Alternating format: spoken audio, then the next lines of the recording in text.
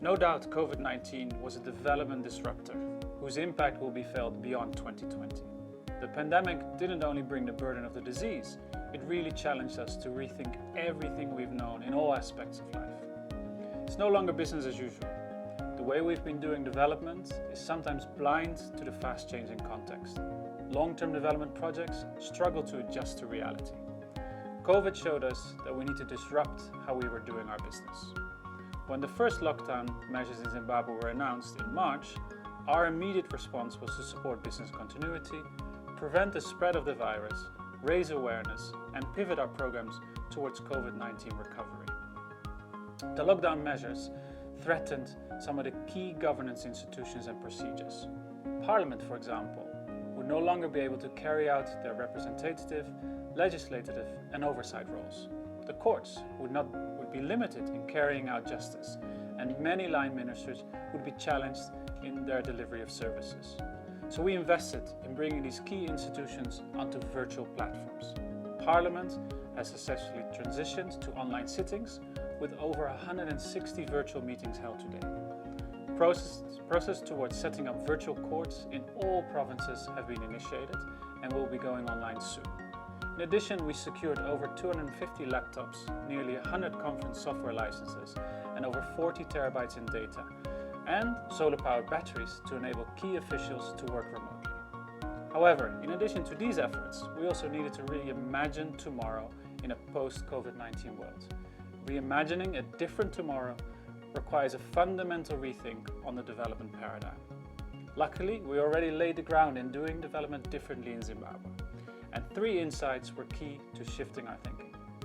The first one, a deliberate sourcing of solutions from the population, not from your desk nor from your office. In the COVID response, we were able to leverage the Youth Connect platform, which over the past 2 years has reached youth in all 10 provinces of the country, identifying solutions that were driven by young people and supporting these young people in realizing their entrepreneurial dreams. The second insight is that today's challenges are intertwined and cannot be tackled by a single solution. A systems approach is necessary to the understanding and addressing of complex challenges. In other words, how are things connected? How do they influence each other? So at UNDP, we invested in studying and understanding over 20 variables in urban resilience. We learned about their interconnectedness and how this impacts success or failure of support. Third, and very importantly, to define the end goal but to be flexible in the approach. Today's fast-pacing changes do not allow you to be stuck in your ways. The Zimbabwe Resilience Building Fund is a key example of such an innovative development model. The program is accountable for agreed-upon results, but is not straitjacketed in how those results are achieved. Consider it almost like crossing a river. You take one step to feel if a stone is sturdy, and only then take the next one. And if the current becomes too strong, you get out and cross at a different point. The goal really is to reach the other side safely. So we're happy to see that these early results from investments actually helped us achieve that paradigm shift. Youth startups have been key in the COVID response, providing essential equipment, sanitizers, and digital tools providing healthcare information and educational services. The data models on urban resilience and informal markets allowed us to demonstrate the impact of COVID-19, identify problems and the underlying patterns, and allowed us to deploy integrated support to keep informal markets operating during the pandemic.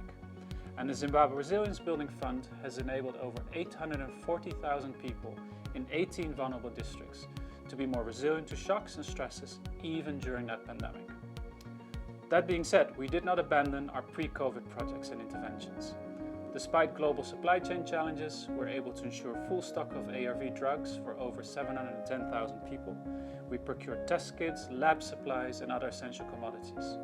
These contributions helped Zimbabwe achieve the overall goal of UNAIDS 19-19-19 HIV targets, and we're proud to be part of that. $48 million in efficiency gains from our support to the Global Fund, and an injection of nearly $10 million for UNDP's own resources helped to strengthen the health system, with an additional 600 health facilities solarized.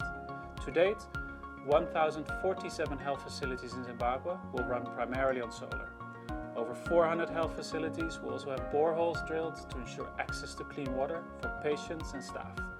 And as part of the HIV prevention program, school boarding facilities for girls in at-risk communities will be constructed. We remain optimistic of a better tomorrow for the world and more so for Zimbabwe. Our commitment to supporting the country navigate through these uncharted waters remains high. I want to really pay my gratitude and appreciation to our development partners who have shown confidence in us and in our ability to deliver development results in these unprecedented times.